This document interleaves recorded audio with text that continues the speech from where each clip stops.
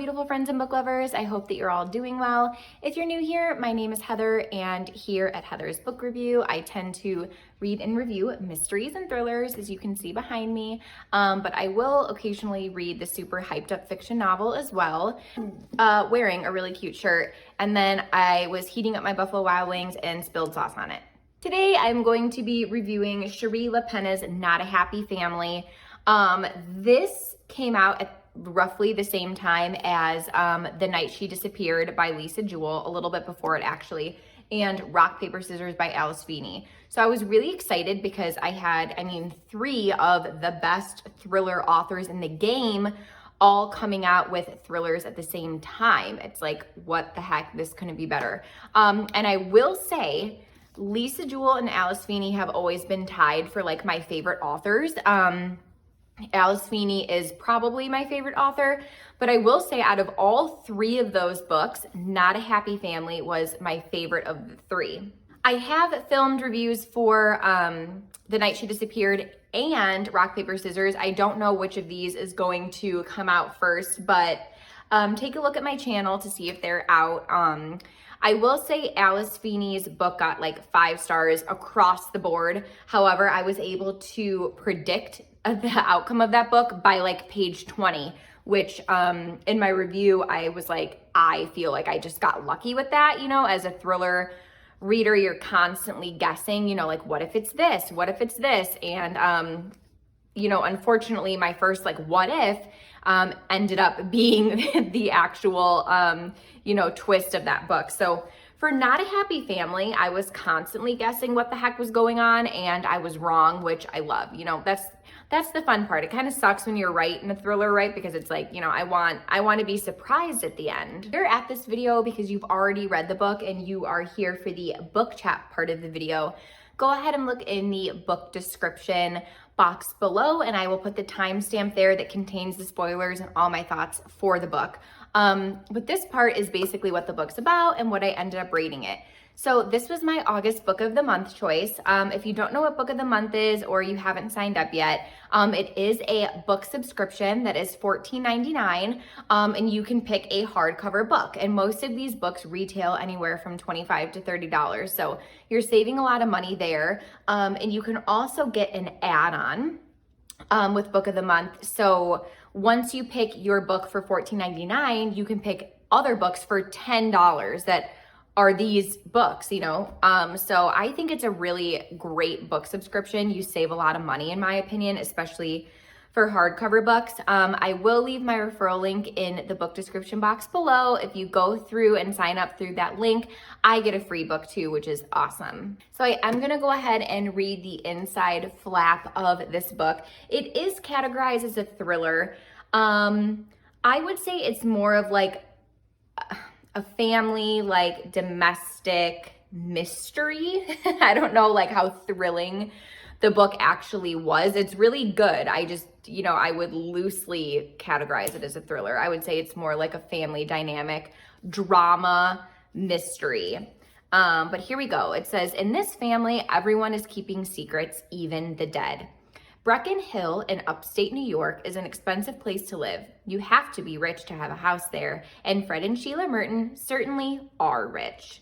But even all their money can't protect them when a killer comes to call. The Mertons are brutally murdered the night after an Easter dinner with their 3 adult kids, who, of course, are devastated. Or are they? They each stand to inherit millions. They were never a happy family, thanks to their vindictive father and neglectful mother. But perhaps one of the siblings is more disturbed than anyone knew. Did someone snap after that dreadful evening, or did another person appear later that night with the worst of intentions? That must be what happened. After all, if one of your family were capable of something as gruesome as this, you'd know, wouldn't you? I wouldn't recommend this book as an audiobook. There are way too many characters. Most of the characters are introduced in like the first 20 pages, but I actually had to make like a whole family tree for this book. But now that I'm looking back at it, they're all introduced early on, but then like as the book progresses, it's not that bad. it's just like, you know, most authors kind of like space it out. Like you're slowly introduced to the characters. Here, for the sake of like the murders and everything, like all of the characters are kind of introduced at once. So just go into that knowing that. Take a little bit of notes if, you know, you don't want to be confused or have to reread. If you liked the movie Knives Out, I'll put a still of it here, you would love this book. They are like one and the same. I'm not even kidding. I loved Knives Out. I thought it was great. I would watch it again. I loved it movie. I love that movie. It was so great to watch. And this book was just as much fun to read. I will put a link for you to purchase the book in the book description box below if you're interested. But yeah, like I said, like I took lengthy notes, and when I knew it was coming to an end, I was between two of our characters who I thought the murderer was, okay? Like I had all these notes. I like taking notes when I read. It's not like a chore for me. But anyways, I was down to two characters and neither of them were who it ended up being, which is so much fun. And like if you have watched my recent reviews, I'm sure Rock, Paper, Scissors is gonna come out before this one. That book, my prediction was the big twist at the end. So it's like, and that doesn't make it as fun. With this book, I was sitting here guessing everything and I was still wrong.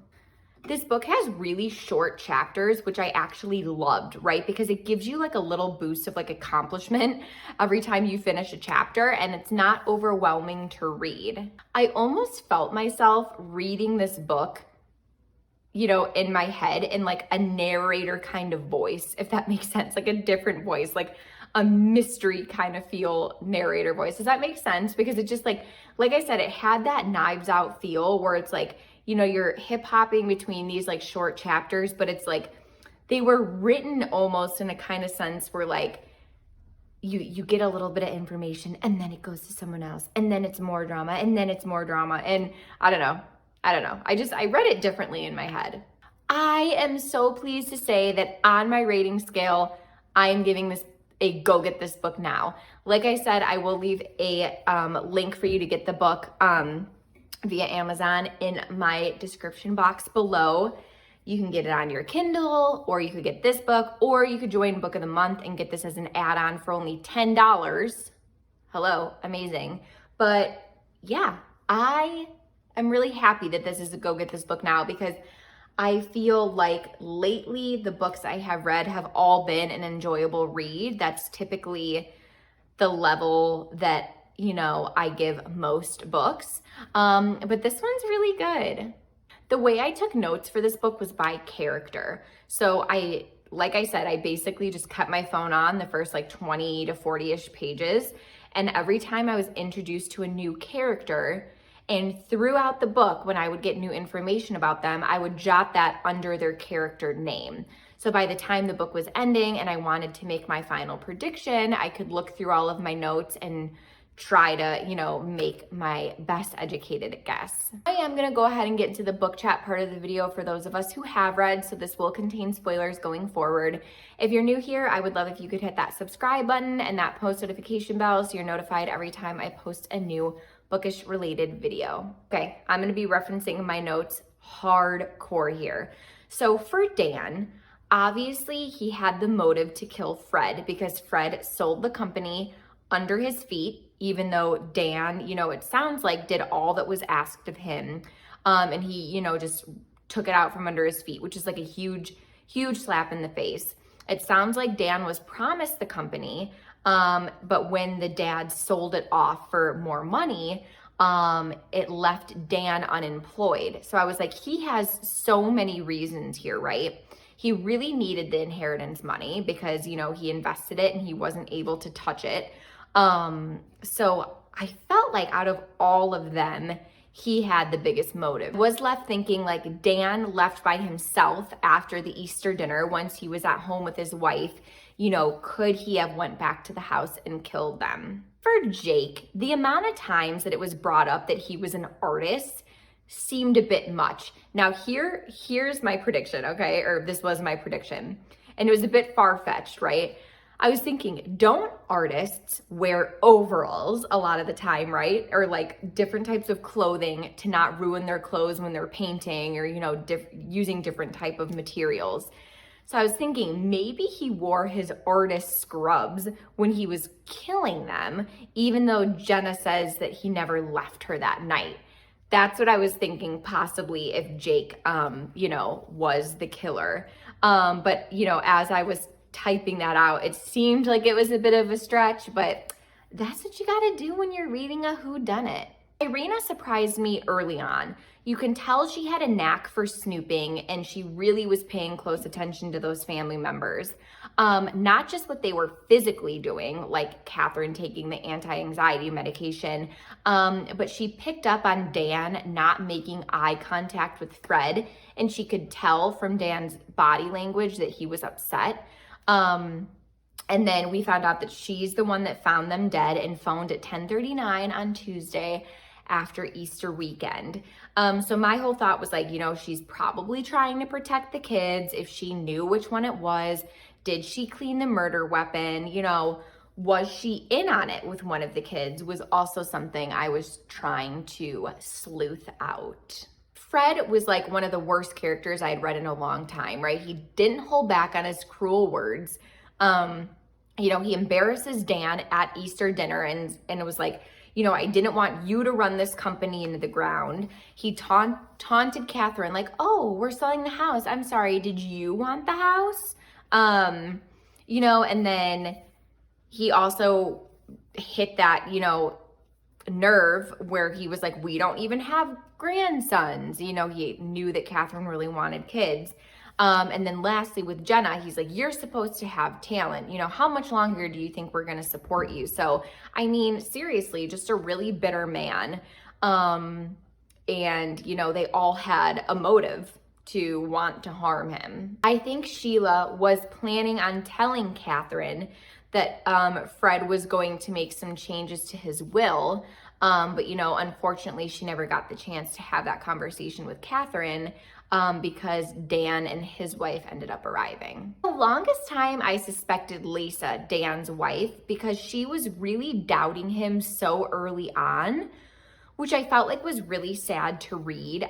She knew that he messed up with their investments and him being unemployed. She was, quickly and easily losing faith in him.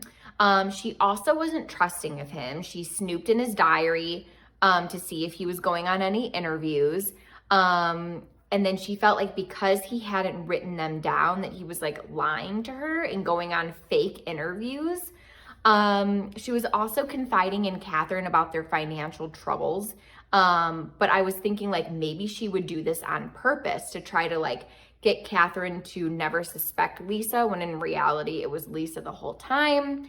Again, another prediction that was wrong. No predictions. I was between Catherine and Rose. For Catherine, I was thinking like, did she have the intent to kill her parents when she told her husband to stay home because her mom wasn't answering the phone, and she wanted to know what her mom wanted to say? Like, I was just thinking like, she totally went back there and killed them, right?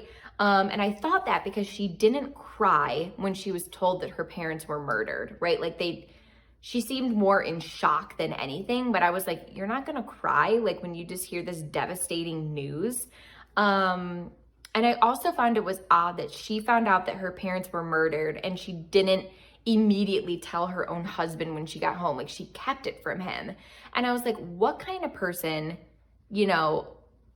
like doesn't tell their significant other something like this? Like, and then she claimed she wanted to protect Dan, but in my head, like all of that added up to like her just being the murderer. With Audrey, wonderful Fred's sister, Audrey, she made that comment like, I'm going to get rich and now I'm going to get, rich sooner, when she found out that her brother died. It makes you think that, she had something to do with it. For Rose, we knew in advance that she was part of Fred's will because of that Janet lawyer who called her and told her that she was part of the will. That would literally never happen. That was like the only part of the book that felt a little far-fetched for me. Like, that's super illegal. And they also, like, Rose and Janet weren't like best friends, right? Like we got the vibe that like they went to law school together, but the fact that like Janet went out of her way to give that information to Rose was weird. So it led me to suspect Rose. The most interesting part of this entire thing was I never wrote notes for Jenna, ever, and she was the killer. The snippets of her being a violent child I thought were just written to kind of throw us off.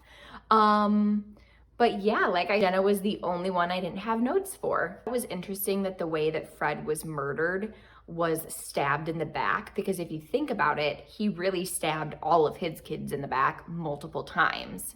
The evidence that the knife was left in blood and then was cleaned up days later told me that it wasn't a one-man murder, and I was wrong. For me, that was just like, there are more people in on this than one, and there weren't.